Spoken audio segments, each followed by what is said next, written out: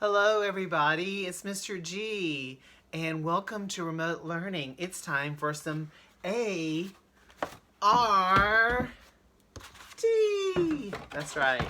So welcome. I just want to talk to you a little bit about what this is going to be like doing learning at home. And so the first thing I want to talk to you about is setting up your own studio at home. So at school we have a special room that has like a cement floor and tables that are easy to clean and a couple of sinks and all kinds of supplies. Well, you don't really have that at home, so we're going to talk about that. First of all, I want you to think about somewhere to keep your work.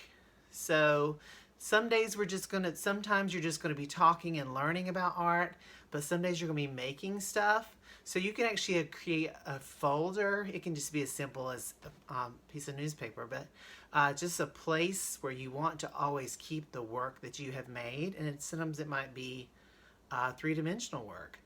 You can also take a photo because you're probably going to be sharing it with me with a photo. So if you don't want to keep a folder, you can always just take a picture of what you've made.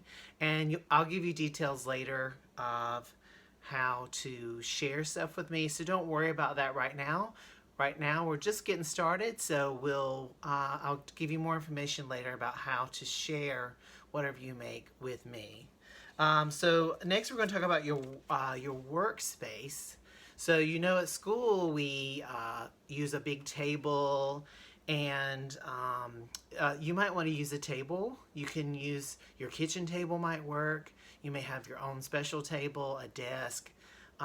You could even do the floor. It's a little bit awkward, but you do want to have some kind of carpet. Is probably not great if you're doing anything kind of messy because it can be a little harder to clean. But some days we won't be doing messy stuff, so that should be fine. But just figuring out this first week, I want you to designate a place you feel like you would like to do some work. So we're creating your studio place. So a place to keep what you make, and a place to actually sit and work. And it even could be outside if it's not too windy, but a place where you can sit and work. And of course, if it's your nice kitchen table, you want to have some kind of table protector or something under your work.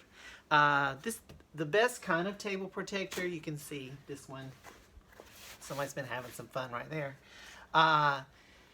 Is something that's kind of flat, because when you're coloring and making stuff, it can sometimes pick up the texture or whatever's under it. So if you can find anything, this is an old piece of mat board, but any kind of anything that's flat that you want to work on, then the purpose of that is that the mess gets onto the table protector and not, of course, onto the nice kitchen table. Or you can do your countertop too. I mean, countertops are really easy to wash. So this is optional, but I would suggest that if you won't need this every time. This is only if we're doing something messy. For today, the getting started activity is a supply list. So I want to kind of know what you have at home. It's going to help me. I've already got some ideas of some things I'd like to do, but there is a Google form right below this video. There you can fill out, and as soon as you hit submit, it will send me information about what kind of things you have at home, because we're not in Mr. G's art room with all the supplies. So some of us have a lot of stuff and some of us don't. So I would love to know what you actually have at home. And so fill that out. And then we're going to keep it really simple this week. And I think so you have like a free draw that you can do. And then you can read the list there of things for your lesson 1. This is just a reminder that I love to give you choice in class, and that if we finish early, we have a free draw. And so I want you to remember that a lot of our lessons are not meant to be done in a week. So I am going to be publishing weekly lessons, but things like our grayscale owls that we did, it took 4 weeks for some people to complete those. So go at your own pace. You're even welcome to look at an upper grade level. A lot of them are going to be the same as yours, but if you want to look at a lower grade level or an upper grade level above you, or if you want to look at a different grade level, that's fine too, just to see what other classes are doing. But remember, go at your own pace, and my page is gonna be separated into a lesson and then the artist of the week. And the artist of the week is always going to be probably a video where you're going to learn more about a famous artist. And so hopefully you'll get some, and maybe sometimes there'll be questions about that video, but there will always be an artist of the week.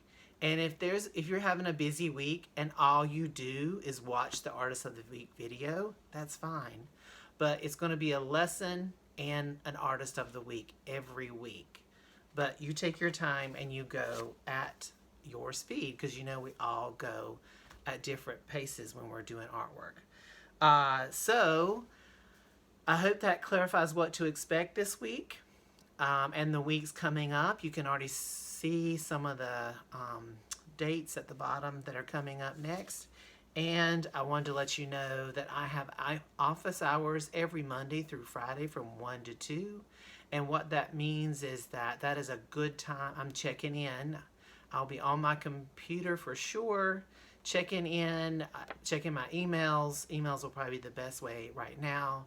I'll be checking Twitter. And then some of you already know that at 3 o'clock, I have Mr. G. I'm live on Facebook Live. Some of you have already seen that. So I am going to be doing that only on Mondays. Mr. G at 3. I'll share a link with you as well, how to get there. It's public. But that's a live show, so you can actually comment to me, and I can see your comments and respond to you. I can't hear you. It's just me speaking to my phone, really. But it will be live Mondays only at 3 o'clock on Facebook. And I don't know how long I'm going to continue that. We'll see what participation is like. If I've got a lot of participation, people joining on at 3, then I'll keep that going. Okay? So I hope that has been helpful. And if you have any questions, you can email me, mgilchrist@wcpss.net is my email, and I'll be happy to respond. So I hope you are all well and are taking care of yourself, and just let me know if you have any questions. Have a great week. Bye-bye.